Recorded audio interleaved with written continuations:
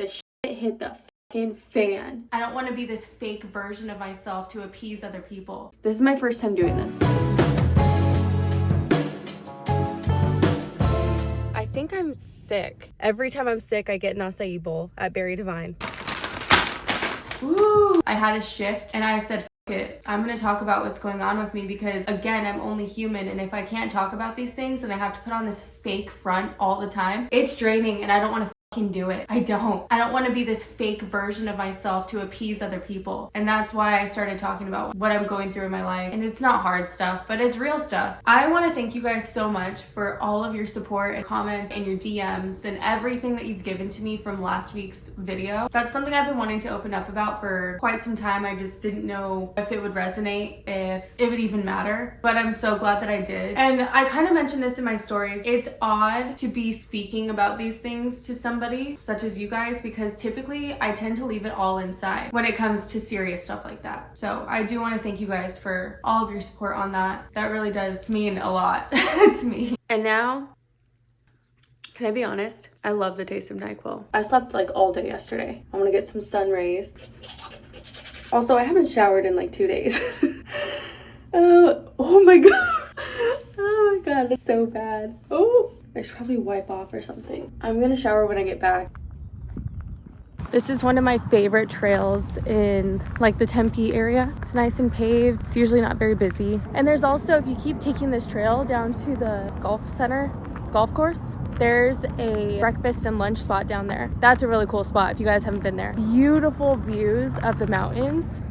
And then you get to just sit and eat, have a drink. It's really, really nice. It's called Lou's Bar and Grill. I can't speak to the breakfast burrito though. It tasted like it had absolutely no flavor. I'm not that white. Regardless of the food, the ambiance is really nice. The views are beautiful. Speaking of that, my ethnicity, I get asked this a lot. People think it's Italian, which I'm totally okay with. However, I'm actually a quarter Hispanic, and then the rest is white. Whenever I say white, people are like, okay, but like what kind? I genuinely could not tell you. I think I've asked my mom too, and she doesn't know either. So I really don't know. But I will say my dad grew up in Mexico, and when he was, I can't remember how old he was, but young enough, where they went to high school in El Centro, California. So that's where my mom and dad met, was El Centro, California. And then I was born in Brawley, California. Almost immediately, we moved to Mesa, Arizona. I grew up my entire life in Mesa, and that's all I knew forever until I got old enough to dip the fuck out. Me dipping out was not a normal story at all. Me dipping out had to do with family things where we didn't have stability anymore, and I had to move. It was to that point. So I've been on my own since I was almost 19, and I lived in Tucson for a bit.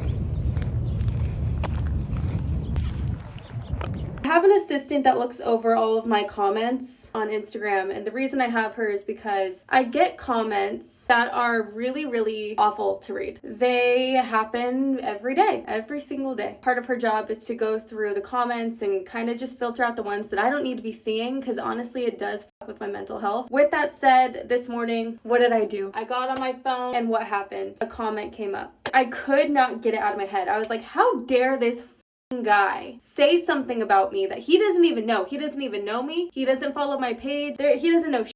And right there, case in point, he doesn't know you. It shouldn't matter. Dude, it mattered. It mattered enough that I made a video about it. I was pissed. Everything happens for a reason. Obviously, when he made that comment, he wasn't like, oh, she's gonna use this as an opportunity. But you know what? I did. I used it as an opportunity to share more of my life, where I came from, and how I started. I had only a minute and 30 seconds to do it, but I'll give you guys more of a gist right here. If you guys saw the video, I talk about how at 19, I was forced out. What I mean by that is I was not kicked out. I was going to cosmetology school in Mesa. I graduated cosmetology school at like the end of being 18. After you graduate, you have to wait a few months to get your certificate so that you can start working. I was waiting that few months, and I was living at my mom's house. Things were not good, not between her and I, but just between financial situation. Things were not okay. She was in a position where she was going to potentially be losing her home. I was in a position where I didn't have anywhere to go, and I had to figure it out. I had to move. I ended up moving from Phoenix to Tucson, and that's because I had family in Tucson. So I picked up, I moved. Otherwise, I was stuck in Mesa doing the same shit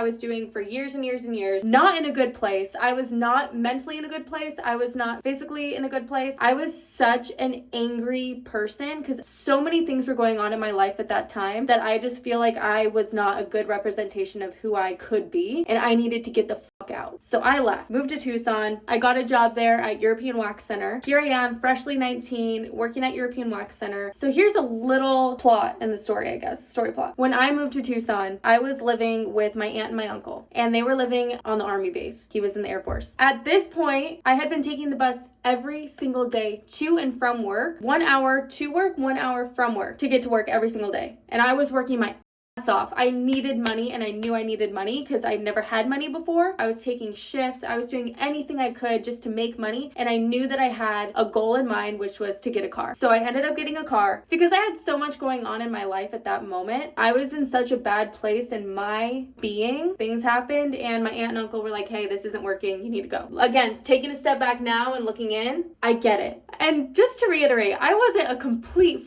fucking ass.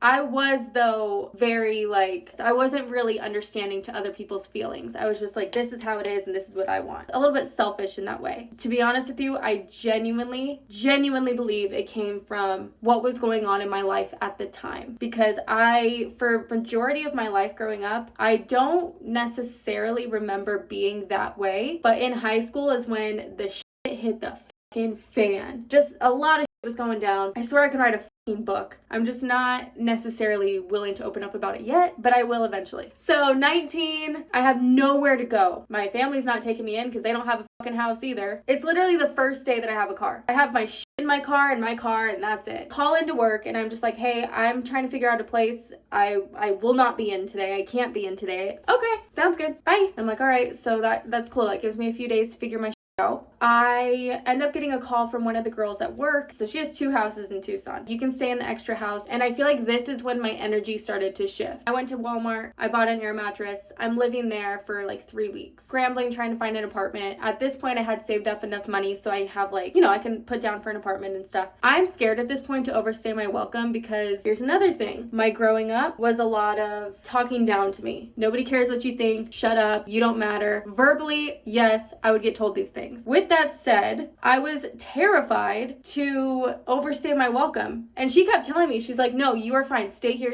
You're fine. And I was just like, no, I can't.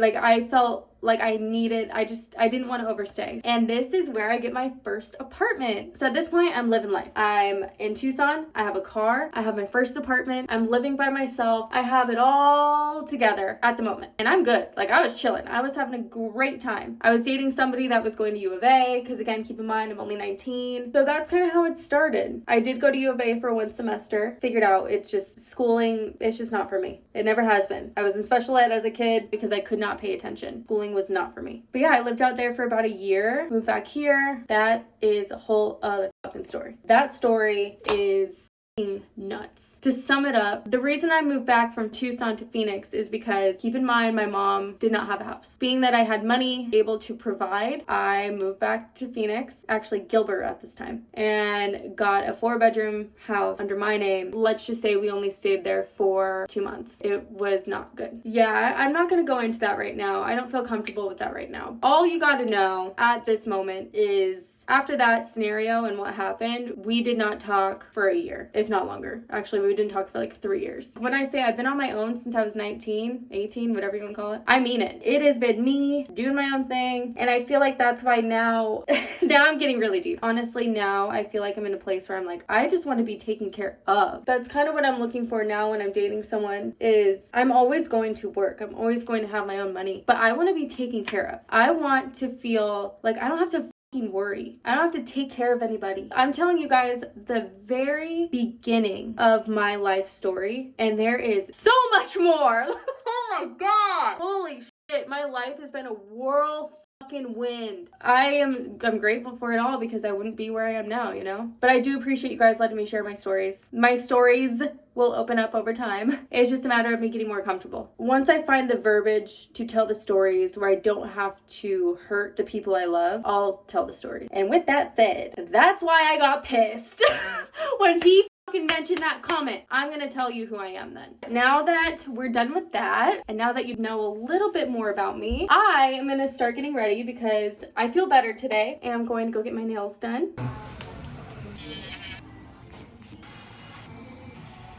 Those nails. Look at those nails. Here is the picture that I wanted, and here's what I got. I've been going to him for like over a year now. This is my first time doing this. Put tanner on my face. I put it here around my lip line and then on my nose. A little bit up here too. Getting prepared for the festival tomorrow. We'll see how it looks tomorrow. Today's the day. Today's the day that we've all been waiting for. Or I've been waiting for.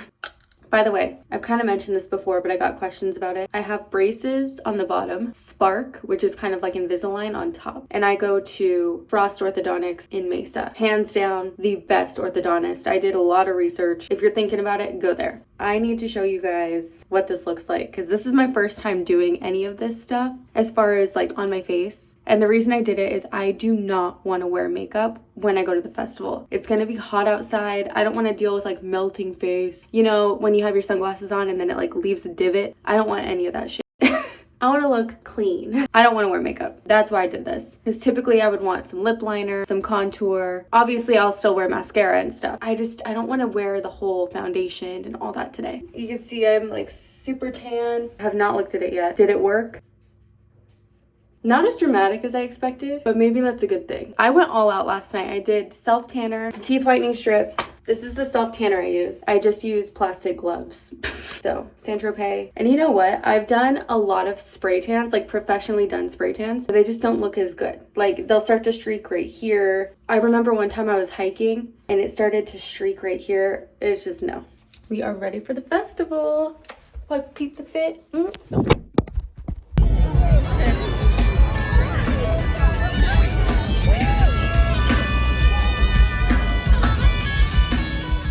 Well, I completely lost my voice, but the festival was so fun. I have to cut the vlog here because I can't talk, but thank you guys so much for watching, and I'll see you next week.